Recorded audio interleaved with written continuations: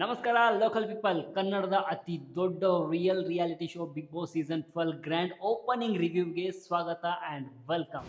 S, Bigg ಬಾಸ್ಗೆ review ಕೊಡಬೇಕು ಅಂತಲೇ ನಾನು ಈ ಚಾನಲ್ನ ಹೊಸದಾಗಿ ಕ್ರಿಯೇಟ್ ಮಾಡಿದ್ದೀನಿ, ಶೋಸ್ ಆ್ಯಂಡ್ ಸ್ಪೋರ್ಟ್ಸ್ ಅಂತ. ಇದೇ ಮೊದಲನೇ ರಿವ್ಯೂ ವಿಡಿಯೋ ಆಗಿರೋದ್ರಿಂದ ಯಾರೆಲ್ಲ ಇನ್ನೂ ಚಾನಲ್ನ ಸಬ್ಸ್ಕ್ರೈಬ್ ಮಾಡ್ಕೊಂಡಿದ್ದಾರೆ ದಯವಿಟ್ಟು ಚಾನಲ್ ಸಬ್ಸ್ಕ್ರೈಬ್ ಮಾಡ್ಕೊಳ್ಳಿ. ಇಲ್ಲಿಂದ ವಿಡಿಯೋ ಕಂಟಿನ್ಯೂ ಆಗುತ್ತೆ. ಎಸ್ ನೋಡಿ, ಪ್ರತಿ ವರ್ಷದಂತೆ ಈ ವರ್ಷವೂ ಕೂಡ ಬಿಗ್ ಬಾಸ್ ಅವರು ಒಂದು 10 ಮೈಂಡ್ಸೆಟ್ ಇರುವಂಥ ಜನಗಳನ್ನ ಕರ್ಕೊಂಬಂದು ಕೂಡಾಕಿ ಮನೆಯೊಳಗಡೆ ಬಿಟ್ಟಿದ್ದಾರೆ. ಈ ಸರಿ ಒಂದು ಹೊಸ ಟ್ವಿಸ್ಟ್, ಅಂದರೆ ಪ್ರತಿ ಸರಿ ಇರ್ತಿತ್ತು, ಬಟ್ ಅದೇ ಹಳೆ ಬೇರು ಹೊಸ ಚಿಗುರು ಅನ್ನೋ ಥರ, ಅದೇ ಬೇರು ಹೊಸ ಚಿಗುರು. ಸೊ ಈ ಸರಿ ಒಂದು ಏನು ಟ್ವಿಸ್ಟ್ ಇಟ್ಟಿದ್ರು ಅಂದರೆ, ಬಿಗಿನಿಂಗಲ್ಲಿನೇ ವೋಟಿಂಗು, ಬಿಗಿನಿಂಗಲ್ಲಿನೇ ಒಂದು ಡಿವಿಷನು, ಒಂಟಿ ಜಂಟಿ ಅಂತ ಒಂದು ಟ್ವಿಸ್ಟ್ನ, ಅಂದರೆ ಒಂದು ಕಾನ್ಸೆಪ್ಟ್ನ ಮಾಡಿ ಕಂಟೆಸ್ಟೆಂಟ್ಸ್ನ ಮನೆಯೊಳಗಡೆ ಬಿಟ್ಟಿದ್ದಾರೆ. ಸೊ ಯಾರು ಒಂಟಿಯಾಗಿ ಬಂದರು, ಯಾರು ಜಂಟಿಯಾಗಿ ಹೋದರು, ಯಾರು ಎಷ್ಟು ಜನ ಬಂದಿದ್ದಾರೆ. ಪ್ರತಿ ಸರಿ ಒಂದು 17-18 ಜನ ಇರ್ತಿದ್ರು ಕಂಟೆಸ್ಟೆಂಟ್ಸು, ಬಟ್ ಈ ಸರಿ 19 ಜನ ಇದ್ದಾರೆ. So contestant number 1 contestant number 19ವರೆಗೂ ಯಾರೆಲ್ಲ ಇದ್ದಾರೆ, ಏನೇನು ಎತ್ತ, ಅದ್ರ ಬಗ್ಗೆ ಚಿಕ್ಕದಾಗಿ ಒಂದು ಇಂಟ್ರೊಡಕ್ಷನ್ ಇದೆ, ಅದನ್ನ ನೋಡ್ಕೊಂಬರೋಣ. ಮೊದಲನೇದಾಗಿ ಕಂಟೆಸ್ಟೆಂಟ್ ನಂಬರ್ 1 ಆಗಿ ಬಂದಿದ್ದು ಕಾಕ್ರೋಚ್ ಸುದ್ದಿ ಅವರು. ಎಸ್, ಇವರು ಸಿನಿಮಾದಲ್ಲಿ ಆರ್ಟಿಸ್ಟು, ಆ್ಯಸ್ ಅ ವಿಲನ್ ಆಗಿ ಕಾಣಿಸ್ಕೊಂಡಿರ್ತಾರೆ, ಆ್ಯಂಡ್ ಪೇಂಟಿಂಗಲ್ಲೂ ಕೂಡ ಆರ್ಟಿಸ್ಟು. ಕಾಕ್ರೋಚ್ ಸುದ್ದಿ ಅವರು ಫಸ್ಟ್ ಬಿಗ್ ಬಾಸ್ ಮನೆಗೆ ಎಂಟ್ರಿ ಕೊಡ್ತಾರೆ, ಅಂದರೆ ಲೈಕ್ ಸ್ಟೇಜಿಗೆ ಎಂಟ್ರಿ ಕೊಡ್ತಾರೆ. ಅವ್ರಿಗೆ ಜನ ವೋಟಿಂಗ್ ಮಾಡ್ತಾರೆ, ಅವ್ರ ವೋಟಿಂಗಲ್ಲಿ ಗೆದ್ದು ಒಂಟಿ ಸಲಕನಾಗಿ ಮನೆ ಒಳಗಡೆ ಒಂಟಿ ಎಂಟ್ರಿ ಕೊಡ್ತಾರೆ, ಅಂದರೆ ಸಿಂಗಲ್ ಶೇರ್ ಥರ, ಲೈಕ್ ಒಬ್ಬರೇ ಎಂಟ್ರಿ ಕೊಡ್ತಾರೆ. ನೆಕ್ಸ್ಟು ಕಾವ್ಯ ಅಂತ ಒಬ್ಬರು ಆರ್ಟಿಸ್ಟು, ಕಾವ್ಯ KR ಪೇಟೆಯಿಂದ ಅವರು ಆರ್ಟಿಸ್ಟು. ಅವ್ರು ಬರ್ತಾರೆ. ಅವರು ಬಂದಿದ ತಕ್ಷಣ ಅವ್ರಿಗೂ ವೇಟಿಂಗಲ್ಲಿ ನಿಲ್ಲಬೇಕಾಗುತ್ತೆ. ಬಿಕಾಸ್ ಅವ್ರಿಗೆ 75 ಮೇಲಿದ್ದರೆ ಮಾತ್ರ ಇವರು ಒಂಟಿಯಾಗಿ ಹೋಗೋಕ್ಕೆ ಸಾಧ್ಯ. 75 ಆ್ಯಂಡ್ ಬಿಲೋ ಇದ್ದರೆ ಇಲ್ಲಿ ಜಂಟಿ ಅಂತ ಆಲ್ರೆಡಿ ರೂಲ್ಸು ಅನೌನ್ಸ್ ಮಾಡಿರ್ತಾರೆ. ಸೊ ಹಾಗಾಗಿ ಕಾವ್ಯ KR ಪೇಟೆಯಿಂದ ಬಂದಿರೋರು ವೇಟಿಂಗ್ ಲಿಸ್ಟಲ್ಲಿ ಕೂತ್ಕೋತಾರೆ. 2ನೇ ಕಂಟೆಸ್ಟೆಂಟ್ಸು. 3ನೇ ಕಂಟೆಸ್ಟೆಂಟಾಗಿ ಬಂದಿದ್ದು ಸತೀಶ್ ಅಂತ. ನಾನು ಇವ್ರನ್ನ ಎಲ್ಲೂ ನೋಡೇ ಇಲ್ಲ, ಸೋಷಿಯಲ್ ಮೀಡಿಯಾದಲ್ಲಿ ನಾನು ಎಲ್ಲೂ ನೋಡೇ ಇಲ್ಲ. ಇವ್ರು ಹೇಳ್ತಾ ಇದ್ದಿದ್ದು ಕೇಳಿದ್ರೆ ನಂಗೆ ನಿಜನೋ ಸುಳ್ಳು ಒಂದು ಅರ್ಥ ಆಗ್ತಾ ಇರಲಿಲ್ಲ. ಬಿಕಾಸ್ ಅಲ್ಲಿ ಆಲ್ರೆಡಿ ಸುದೀಪ್ ಅವರು ಸ್ಟೇಜ್ ಮೇಲೆ ನಿಂತ್ಕೊಂಡು ಒಂದು ರಿಯಾಕ್ಷನ್ ಕೊಡ್ತಾಯಿದ್ರು. ಆ ರಿಯಾಕ್ಷನ್ ಆಲ್ಮೋಸ್ಟ್ ಜನಕ್ಕಂತೂ ಅರ್ಥ ಆಗಿರುತ್ತೆ. ಓಕೆ, ಅವ್ರೇನು ಹೇಳ್ತಾಯಿದ್ರು ಅಂದರೆ 100 CR ನಾಯಿ ಇದೆ ಅಂತ ಅವ್ರ ಹತ್ರ. ಅವರು ಓಕೆ, ನಾಯಿ ಸಾಕ್ತಾರೆ, ನಾಯಿನ ಮರಿ ಮಾಡ್ತಾರೆ, ಅದನ್ನು ಮಾರ್ತಾರೆ, ಅದರಿಂದ ದುಡ್ಡು ಮಾಡ್ತಾರೆ, ಓಕೆ, ನಾವೆಲ್ಲ ಒಪ್ಕೋತೀವಿ. ಅದಕ್ಕೆ ಅವ್ರಿಗೇನೋ ಪ್ರಶಸ್ತಿಗಳು ಬಂದಿದೆ, ಓಕೆ ಡನ್. ಬಟ್ 100 ಕೋಟಿ ನಾಯಿನ ನಾವು ಕಿವಿ ಮೇಲೆ ಹೂವು ಇಟ್ಕೊಂಡಿದ್ದೀವ, ಏನು ಇಟ್ಕೊಂಡಿದ್ದೀವಿ ನಮಗೊಂದು ಅರ್ಥ ಆಗ್ತಾಯಿಲ್ಲ. ಅಲ್ಲ, 100 ಕೋಟಿ ನಾಯಿ ಏಂತಕ್ಕೆ ಬೇಕು? 100 ಕೋಟಿ ನಾಯಿ ಏನಾದರೂ ಮಾತಾಡುತ್ತಾ? ಇಲ್ಲ, ಅದು ಬೊಗಳದೆ. ಅದಕ್ಕಿರೋದು 4 ಕಾಲು. ಸೊ 100 ಕೋಟಿ ಏನಕ್ಕೆ? ಅದು ಒಂದು ಅರ್ಥ ಆಗಲಿಲ್ಲ. 100 ಕೋಟಿ ಅಂತಂದ್ರು, ಓಕೆ, 100 ಕೋಟಿ ಇದ್ರೂ ಇರ್ಬೋದು, ಅದಕ್ಕೆ ಅದ್ರ ಬಗ್ಗೆ ನಮಗಂತೂ ಗೊತ್ತಿಲ್ಲ. ಬಟ್ 100 ಕೋಟಿ ನಾಯಿ ಕೊಂಡ್ಕೊಳ್ಳೋ ಶಕ್ತಿ ಇರೋ ಅವರು ಬರೀ 50 ಲಕ್ಷದ ಬಿಗ್ ಬಾಸಿಗೆ ಬಂದಿದ್ದಾರೆ. ಅದು ಗೆದ್ದರೆ ಮಾತ್ರ 50 ಲಕ್ಷ ಕೊಡೋದು, ಗೆದ್ದಿಲ್ಲ ಅಂದರೆ ಅದು ಸಿಗೋದಿಲ್ಲ. 25 ಲಕ್ಷ ಖರ್ಚು ಮಾಡಿನೇ ಬಟ್ಟೆ ತೊಗೊಂಡಿದ್ದೇನೆ ಅಂತ ಹೇಳ್ತಾ ಇದ್ರು. ಅಲ್ಲ ಆದರೂ ಇವ್ರಿಗೆ ದುಡ್ಡಿನ ಬಗ್ಗೆ ಯಾರು ಕೇಳಿದ್ರು? ಇವರೇ ದುಡ್ಡಿದೆ ಅಂತ ಹೇಳ್ಕೊಳ್ಳೋಕ್ಕೇ ಬರೀ ಅದನ್ನೇ ಹೇಳ್ತಾ ಇದ್ರು. ದುಡ್ಡೇ 25 ಲಕ್ಷ ತೊಗೊಂಡಿದ್ದೀನಿ, ನಾಯಿನೇ 100 ಕೋಟಿ ಇದೆ ಅಂತ. 100 ಕೋಟಿನ ಯಾರಾದರೂ ನಂಬುವಂಥ ಮಾತಾದು ಇರಬಹುದೇನೋ, ಬಟ್ ನಮಗಂತೂ ನಾವು ಯಾವತ್ತೂ ಕಂಡಿಲ್ಲ ಆ್ಯಂಡ್ ನಾವು ಯಾವತ್ತೂ ನೋಡಿಲ್ಲ. ಆ್ಯಂಡ್ 100 ಕೋಟಿ ಕೊಟ್ಟು ನಾಯಿನ ಕೊಂಡ್ಕೊಳ್ಳೋಷ್ಟು ತಾಕತ್ತಿರೋ ಇವರು 50 ಲಕ್ಷ ಶೋಗೆ ಹೆಂಗೆ ಬಂದರು ಅನ್ನೋದೇ ನಮಗೊಂದು ಕ್ವಶನ್ ಮಾರ್ಕ್ ಉಳಿದಿರೋದು. ನೋಡೋಣ ಮುಂದಿನ ದಿನಗಳಲ್ಲಿ ಅವ್ರ ಆಟ ಹೆಂಗಿರುತ್ತೆ, ಅವರ ಎಕ್ಸ್ಪೀರಿಯನ್ಸ್ ಹೆಂಗಿರುತ್ತೆ ಅನ್ನೋದು ಗೊತ್ತಾಗುತ್ತೆ. ನಾನಿಲ್ಲಿ ಅವ್ರ ಬಗ್ಗೆ ಡಾಮಿನೇಟ್ ಆಗಿ ಮಾತಾಡ್ತಾ ಇಲ್ಲ, ಜಸ್ಟ್ ಏನೋ ಒಂದು ಕನ್ಫ್ಯೂಷನು, ಒಂದು ಕ್ವಶನ್ ಮಾರ್ಕ್ ಆಗಿತ್ತು. 100 ಕೋಟಿ ನಾಯಿ ಒಡೆಯ 50 ಲಕ್ಷದ ಬಿಗ್ ಬಾಸ್ ವಿನ್ ಆಗಕ್ಕೆ ಬಂದಿದ್ದಾರಾ ಅಂತ ಒಂದು ಕ್ವಶನ್ ಮಾರ್ಕ್ ಇತ್ತು ಅಷ್ಟೇ. ಓಕೆ, 3ನೇ ಕಂಟೆಸ್ಟೆಂಟಾಗಿ ಅವ್ರು ಬಂದಿರ್ತಾರೆ, ಅವ್ರು ವೇಟಿಂಗಲ್ಲಿ ಉಳ್ಕೋತಾರೆ. ಅದಾದಮೇಲೆ 4ನೇ ಕಂಟೆಸ್ಟೆಂಟಾಗಿ ಬರೋದು ಗಿಲ್ಲಿ ನಟ. ಇವರು ನಮಗೆ ತುಂಬ ಪರಿಚಯ ಅಂತಂದರೆ ಸಿನಿಮಾ ಶೂಟಿಂಗಲ್ಲಿ ನಾವು ಇವರೊಟ್ಟಿಗೆ ಕೆಲಸ ಮಾಡಿದ್ದೀವಿ, ತುಂಬ ಹತ್ತಿರದಿಂದ ಕೆಲಸ ಮಾಡಿದ್ದೀವಿ. ನೀವು ನೋಡ್ತಾ ಇರಬೇಕು ಪಕ್ಕದಲ್ಲಿ ಒಂದು ಫೋಟೋ ಅವ್ರ ಜೊತೆಗೆ ಇಡ್ಸ್ಕೊಂಡಿರೋದು. ತುಂಬ ಕ್ಯಾಶುವಲ್ ಆಗಿ, ತುಂಬ ಜೋಯಲ್ ಆಗಿ, ಫ್ರೆಂಡ್ಲಿ ಆಗಿರ್ತಾರೆ. ಯಾವತ್ತೂ ಯಾವುದೇ ಒಂದು ಸ್ಟಾರ್ಡಮ್ ತೋರಿಸೋದಿಲ್ಲ, ಏನಿಲ್ಲ, ಫುಲ್ಲು ಜಾಯ್ಲಿ ಆಗಿರ್ತಾರೆ, ಫನ್ ಮಾಡ್ಕೊಂಡಿರ್ತಾರೆ. ಸೊ ಇವಾಗ ವೇದಿಕೆ ಸಿಕ್ಕಿದೆ ಅಂದಮೇಲೆ ಇನ್ನೂ ಬಿಡ್ತಾರೆ, ವೇದಿಕೆ ಸಿಕ್ಕಿದ್ಮೇಲೆ ಇನ್ನೂ ಜಾಸ್ತಿನೇ ಫನ್ ಮಾಡ್ತಾರೆ. ಈ ಸರಿ ಕಾಮಿಡಿಗೆ ಏನು ಕೊರತೆ ಇರೋದಿಲ್ಲ, ಬಿಕಾಸ್ ಇವ್ರು ಇದ್ದಾರೆ, ಇನ್ನೂ ಸುಮಾರು ಜನ ಕಾಮಿಡಿಯನ್ಸ್ ಇದ್ದಾರೆ, ಹೇಳ್ತೀನಿ ಮುಂದೆ. ಸೊ ಗಿಲ್ಲಿ ನಟ ಅವರು ಬಂದರು. ಗಿಲ್ಲಿ ನಟ ಅವ್ರು ಬರ್ತಿದ್ದಂಗೆ ಅವರು ಅವ್ರಿಗೆ ವೋಟಿಂಗ್ ಬರುತ್ತೆ, ವೋಟಿಂಗಲ್ಲಿ ಅವ್ರು ಗೆಲ್ತಾರೆ. ಬಟ್ ಕಾವ್ಯ ಅವ್ರನ್ನ ಪೇರಾಗಿ ಚೂಸ್ ಮಾಡಿಕೊಂಡು ಹೊರಡ್ತಾರೆ. ಅವರು ಮನೆಯೊಳಗಡೆ ಕಾವ್ಯನ ಕರ್ಕೊಂಡು ಪೇರಾಗಿ ಹೋದರು. 5ನೇ ಕಂಟೆಸ್ಟೆಂಟ್ ಆಗಿ ಬಂದಿದ್ದು ಜಾನ್ವಿ ಆರ್ಟಿಸ್ಟ್ ಆಗಿ. ಓಕೆ, ಜಾನ್ವಿ ಅವರು ಬರ್ತಾರೆ. ಜಾನ್ವಿ ಅವರು ಬಂದು ಅವರು ವೋಟಿಂಗಲ್ಲಿ ಗೆದ್ದು ಒಂಟಿಯಾಗಿ ಮನೆ ಒಳಗಡೆ ಹೋಗ್ತಾರೆ. ಒಂದು ಡೀಸೆಂಟ್ ಕ್ಯಾರೆಕ್ಟರ್ ಅಂತ ಅನ್ನಿಸ್ತು, ಅಂದರೆ ಲೈಕ್ ಓಕೆ, ಚೆನ್ನಾಗಿ ಒಂದೊಳ್ಳೆ ಗ್ಲಾಮರ್ ಇರುವಂಥ ಹುಡುಗಿ. ಸೊ ಚೆನ್ನಾಗಿದ್ದಾರೆ, ಓಕೆ, ನೋ ಪ್ರಾಬ್ಲಮ್.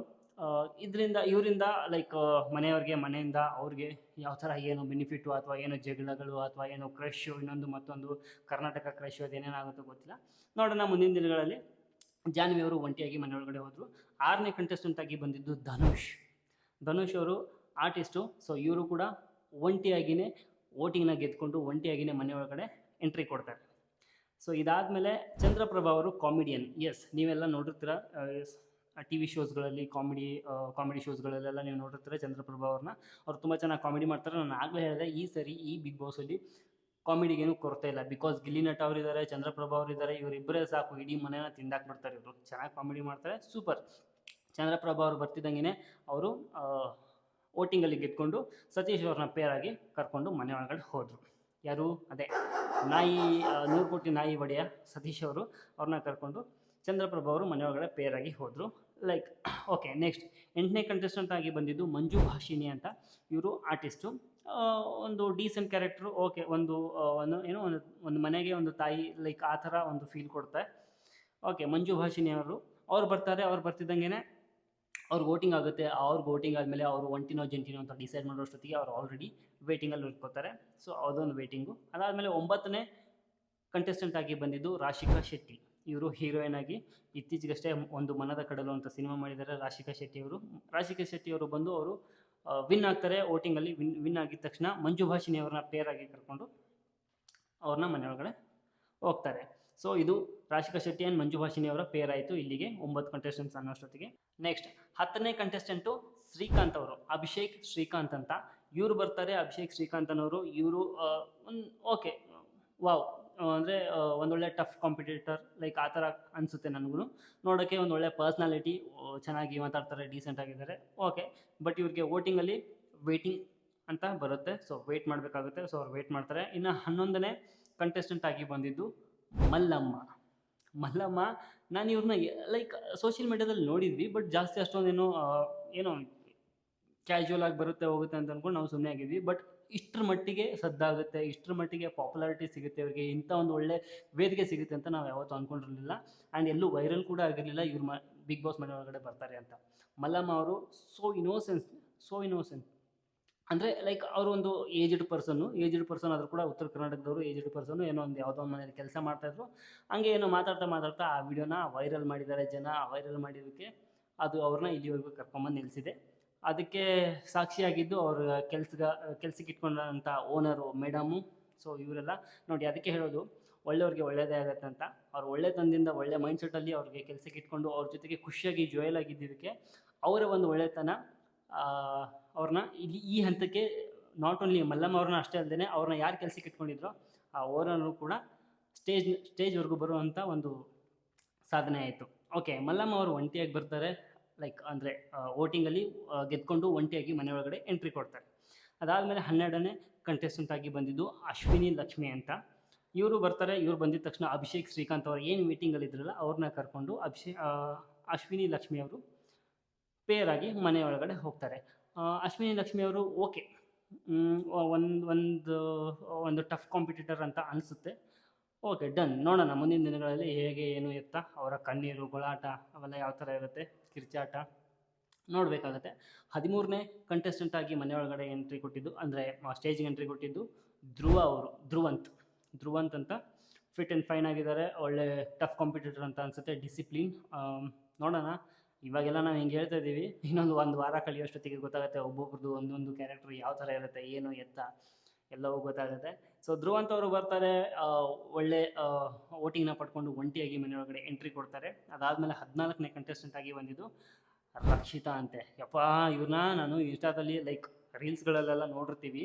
ನಾವು ಇವರೇನು ಈ ಥರ ಅಂತ ಅಂದ್ಕೊಂಡಿದ್ವಿ. ಅವ್ರು ನಿಜವಾಗ್ಲೂ ಹಂಗೇ ಇರೋದು. ನಾನು ಅವ್ರನ್ನ ಓವರ್ ಅಂದ್ಕೊಂಡಿದ್ವಿ, ಬಟ್ ಅದು ಓವರ್ ಅಲ್ಲ. ಅವ್ರು ಇರೋದೇ ಹಾಗೆ ಅನಿಸುತ್ತೆ ಮೇ ಬಿ. ಯಾಕಂದರೆ ಅವ್ರ ಲ್ಯಾಂಗ್ವೇಜೇ ಹಾಗೆ. ಮುಂಬೈ ಅಂತೆ, ಮ್ಯಾಂಗ್ಳೂರು, ಉಡುಪಿ ಅಂತೆ. ಸೊ ಅಲ್ಲಿ ಹೋಗ್ತಾರಂತೆ, ಇಲ್ಲಿ ಬರ್ತಾರಂತೆ ಅಲ್ಲಿ ಹೋಗ್ತಾರಂತೆ. ಸೊ ಅದನ್ನು ಹೇಳಿ ಕೇಳಿ ಅವ್ರಿಗೆ ಸ್ಟೇಜ್ ಮೇಲೆ ಇರೋ ದೀಪನಂಗೆ ಕನ್ಫ್ಯೂಷನ್ ಆಗೋಯ್ತು. ಸೊ ಆವಾಗ ಗೊತ್ತಾಯ್ತು ನಮಗೆ, ಓಕೆ. ಸೊ ಹಾಗಾಗಿ ಇವ್ರ ಲ್ಯಾಂಗ್ವೇಜ್ ಹೆಂಗಿದೆ ಅಂತ. ಏಡಿ ತಿನ್ನೋದು, ಮೀನು ಸಾರು ಮಾಡೋದು, ಇನ್ನೊಂದು ಮತ್ತೊಂದು ಇಂಗ್ರೀಡಿಯೆಂಟ್ಸ್ ಹೆಸರು ಹೇಳಕ್ಕೆ ಬರ್ತಾ ಇಲ್ಲ. ಸೊ ಇನ್ನೋಸೆನ್ಸ್ ಅಂತ ಅನ್ನಿಸ್ತಾ ಇದೆ. ಬಟ್ ಆ ಇನ್ನೋಸೆನ್ಸ್ ಎಷ್ಟು ದಿನ ಇರುತ್ತೆ ಅಥವಾ ಅದು ಅವ್ರು ಇರೋದೇ ಹಾಗೇನಾ, ಅವ್ರ ಕ್ಯಾರೆಕ್ಟರ್ ಹಾಗೇನಾ, ಏನು ಎತ್ತ ಅನ್ನೋದನ್ನು ಮನೆ ಒಳಗಡೆ ನೋಡಬೇಕು. ಒಂದು ವಾರ ಆಗ್ತಿದ್ದಂಗೆ ಎಲ್ರ ಬಂಡವಾಳನೂ ಎಲ್ರ ಬನ್ನೂ ಬಯಲಾಗುತ್ತೆ, ನೋಡೋಣ. ಸೊ ರಕ್ಷಿತಾ ಅವರು ಬಂದರು, ಅವರು ಕೂಡ ವೇಟಿಂಗಲ್ಲೇ ಉಳ್ಕೊಂಡ್ರು. ಸಖತ್ ಫನ್ ಮಾಡಿದ್ರು ಮಾತ್ರ ಸ್ಟೇಜ್ ಮೇಲೆ, ಸಖತ್ ಫನ್ ಆಗಿತ್ತು. ಸೊ ಅವ್ರು ಬಂದಿದ್ದಾರೆ, ವೇಟಿಂಗಲ್ಲಿ ಉಳ್ಕೊಂಡ್ರು. ಅದಾದಮೇಲೆ 15ನೇ ಕಂಟೆಸ್ಟೆಂಟ್ ಆಗಿ ಬಂದಿದ್ದು ಬಾಡಿ ಬಿಲ್ಡರ್. ಏಷ್ಯಾದಲ್ಲೇ ಅದೇನೋ ಭಾರತಕ್ಕೆ ಚಿನ್ನದ ಪದಕ ಲೈಕ್ ಅವೇನೋ ಹೇಳ್ತಾ ಇದ್ರು, ಕರಿಬಸಪ್ಪ ಅಂತ ಬಾಡಿ ಬಿಲ್ಡರ್ ಆಗಿ ಬಂದರು. ಬಟ್ ಸ್ಟಾರ್ಟಿಂಗಲ್ಲಿನೇ ಅವರು ಒಂದು ಕ್ವಶನ್ಗೆ ಇಷ್ಟು ಉದ್ದ ಭಾಷಣ ಬಗೆದಿದ್ದಕ್ಕೆ ನಮಗೆ ಯಾಕೆ ಒಂದು ಸ್ವಲ್ಪ ಓವರ್ ಅಂತ ಅನ್ನಿಸ್ತು. ಅಷ್ಟೆಲ್ಲ ಬೇಕಾಗಿರಲಿಲ್ಲ. ಅವ್ರು ಮಾಡಿರೋ ಸಾಧನೆಗೆ ಡಿಸಿಪ್ಲಿನ್ ಆಗಿ ನೀಟಾಗಿರ್ಬೋದಾಗಿತ್ತು. ಅವ್ರು ಓಕೆ ಇದ್ದಾರೆ, ಬಟ್ ಎಲ್ಲೋ ಒಂದು ಕಡೆ ಅವ್ರ ಮಾತು ಅತಿ ಆಯಿತು ಅನಿಸುತ್ತೆ. ಸೊ 74% ಅವರು ವೋಟಿಂಗ್ನ ತೊಗೊಂಡು ವೇಟಿಂಗ್ ಲಿಸ್ಟಲ್ಲಿ ಉಳಿತಾರೆ. ಅದಾದಮೇಲೆ 16ನೇ ಕಂಟೆಸ್ಟೆಂಟ್ ಆಗಿ ಬಂದಿದ್ದು ಮಾಳು ನಿಪ್ನಾಳ್ ಅಂತ, ಉತ್ತರ ಕರ್ನಾಟಕದವರು. ಮಾಳು ನಿಪ್ನಾಳ್ ಅವರು ಹೇಗೆ ಫೇಮಸ್ ಆಗಿದೆ ಅಂತ ನಿಮ್ಮೆಲ್ರಿಗೂ ಗೊತ್ತೇ ಇದೆ. ನಾ ಡ್ರೈವರ ನೀ ನನ್ನಲ್ಲವರ ಅನ್ನೋ ಒಂದು ಸಾಂಗ್ನ ಆಡಿ ಯೂಟ್ಯೂಬಲ್ಲಿ ಒಂದು ಒಳ್ಳೆ ಹೆಸರನ್ನ ಪಡ್ಕೊಂಡ್ರವರು. ಸೊ ಇವಾಗ ಬಿಗ್ ಬಾಸ್ ವೇದಿಕೆವರೆಗೂ ಬಂದಿದ್ದಾರೆ. ಸೊ ಇವರು ಕೂಡ ಏನಾಗುತ್ತೆ, ವೇಟಿಂಗಲ್ಲಿ ಉಳ್ಕೊತಾರೆ. ಅದಾದಮೇಲೆ 17ನೇ ಕಂಟೆಸ್ಟೆಂಟ್ ಆಗಿ ಬಂದಿದ್ದು ಸ್ಪಂದನ ಅವರು ಬರ್ತಾರೆ. ಸ್ಪಂದನ ಅವರು ಸೋ ಕ್ಯೂಟ್, ಅಂದರೆ ಲೈಕ್ ನಾನು ಹೇಳ್ತಾ ಇರೋದು ಪರ್ಸ್ನಲಿ ಹೇಳ್ತಾ ಇಲ್ಲ, ಕ್ಯಾರೆಕ್ಟರ್ ವೈಸ್ ಹೇಳ್ತಾ ಇದ್ದೀನಿ. ಸೋ ಕ್ಯೂಟ್, ಚೆನ್ನಾಗಿದ್ದಾರೆ.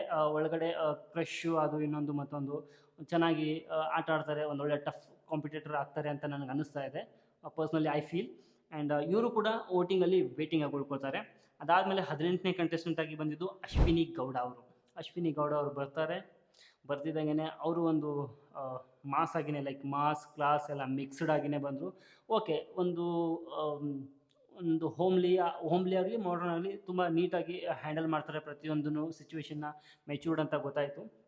ಸೊ ಇವರು ಬರ್ತಿದ್ದಂಗೆ ಒಳ್ಳೆ ಸ್ಕೋರ್ನ ಪಡ್ಕೊಂಡು ಒಂಟಿಯಾಗಿ ಮನೆ ಒಳಗಡೆ ಎಂಟ್ರಿ ಕೊಡ್ತಾರೆ.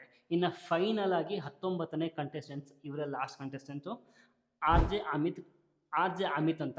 ನಾನು ಇವ್ರನ್ನ ಎಲ್ಲೂ ನೋಡಿರಲಿಲ್ಲ ಸೋಷಿಯಲ್ ಮೀಡಿಯಾದಲ್ಲಿ, ಆರ್ ಜೆ ಅಮಿತ್ ಅಂತೆ. ಓಕೆ, ಬಟ್ ಇವರೇನೋ ಒಂದು ಕಮೆಂಟ್ನ ಪಾಸ್ ಮಾಡಿದ್ರಂತೆ ಬಿಗ್ ಬಾಸ್ ಬಗ್ಗೆ ಏನು IQ ಇರೋರು ಬರ್ತಾರೆ, ಲೈಕ್ ಕ್ರಿಂಜ್ ಶೋ ಅದು ಇದು ಏನೋ ಹೇಳಿದ್ರಂತೆ. ಕ್ರಿಂಜ್ ಶೋ ಅಂತಂದರೆ ಅದೇನು, ಬಿಗ್ ಬಾಸ್ ಕ್ರಿಂಜ್ ಶೋ ಮಾಡಿಕೊಂಡೆ ಇಷ್ಟು ವರ್ಷ 11-12 ವರ್ಷಗಳ ಕಾಲ ಬಂದ್ಬಿಟ್ರ. IQ ಇರೋರು ಇಲ್ಲೆಲ್ಲ ಬರ್ತಾರೆ ಅಂತ ಹೇಳ್ತಾರಲ್ಲ, ಮತ್ತು ಇವ್ರು ಏನಕ್ಕೆ ಬಂದರು ನೋಡಿ. ಬಿಗ್ ಬಾಸ್ ಬಗ್ಗೆ ನೆಗೆಟಿವ್ ಕಮೆಂಟ್ ಮಾಡಿದವರೇ ಬಿಗ್ ಬಾಸ್ನ ಹುಡ್ಕೊಂಬಂದಿದ್ದಾರೆ ಅಂತಂದರೆ ಇದು ಯಾವ ಥರ ಲೆಕ್ಕ, ಒಂದು ಅರ್ಥ ಆಗ್ತಲ್ಲ. ಇಟ್ಸ್ ಓಕೆ, ನೋ ಪ್ರಾಬ್ಲಮ್, ಯಾವುದೋ ಒಂದು ಹುಮ್ಮಸ್ಸಲ್ಲಿ ಹೇಳಿರ್ಬೋದು, ನೋ ಪ್ರಾಬ್ಲಮ್. 19ನೇ ಅದಕ್ಕೋಸ್ಕರನೇ ಮೋಸ್ಟ್ ಪ್ರಾಬಬ್ಲಿ ಲಾಸ್ಟ್ ಕಂಟೆಸ್ಟೆಂಟ್ ಆಗಿ ಮನೆಯೊಳಗಡೆ ಹೋಗ್ತಾ ಇರಬೇಕು. ಆ್ಯಂಡ್ ಅವರಿಗೆ ನೋಡಿ ಎಂಥ ಒಂದು ದುರಾದೃಷ್ಟನೋ ಏನು ಕಥೆನೋ ಗೊತ್ತಿಲ್ಲ, ಅವರಿಗೆ ಜೋಡಿಯಾಗಿ ಪೇರಾಗಿ ಸಿಕ್ಕಿದ್ದು ಕರಿಬಸಪ್ಪ ಅವರು ಇವರು ಸರಿಯಾಗಿದೆ. ಸೊ ಇವರಿಬ್ಬರು ಪೇರಾಗಿ ಮನೆಯೊಳಗಡೆ ಹೋದರು. ಇನ್ನು ಫೈನಲ್ ಆಗಿ ಉಳ್ಕೊಂಡಿದ್ದು 3 ಜನ. ಈ 3 ಜನದಲ್ಲಿ ಇಬ್ಬರನ್ನ ಪೇರ್ ಮಾಡಿ ಒಬ್ಬರನ್ನ ಇಂಡಿಪೆಂಡೆಂಟಾಗಿ ಬಿಡ್ಬೋದಾಗಿತ್ತು ಒಂಟಿಯಾಗಿ. ಬಟ್ ಇಲ್ಲಿ ಬಿಗ್ ಬಾಸು ಟ್ವಿಸ್ಟ್ ಇಟ್ಟಿದ್ದಾರೆ. ಏನಂತಂದರೆ 3 ಜನರನ್ನ ಹಂಗೆ ಒಂಟಿಯಾಗಿಯೇ ಕಳಿಸಿರೋದು. ಅಂದರೆ 3 ಜನರನ್ನ ಏನು ಒಂಟಿ ಜಂಟಿ ಅಂತ ಏನೂ ಮಾಡಿಲ್ಲ, ಜಸ್ಟ್ ಹಾಗೆ ಕ್ಯಾಶುವಲ್ ಆಗಿ ಮನೆಯೊಳಗಡೆ ಕಳಿಸಿದ್ರು. ಅದು ಯಾರು ಅಂತಂದರೆ ರಕ್ಷಿತಾ ಹಾಗೂ ಮಾಳು ನಿಪ್ನಾಳ್ ಆ್ಯಂಡ್ ಸ್ಪಂದನ. ಯಾಕೆ ಈ 3 ಜನನ ಹಂಗೆ ಕಳಿಸಿರೋದು ಅಂತಂದರೆ ಇಲ್ಲಿ ಒಂದು ಟ್ವಿಸ್ಟ್ ಇದೆ.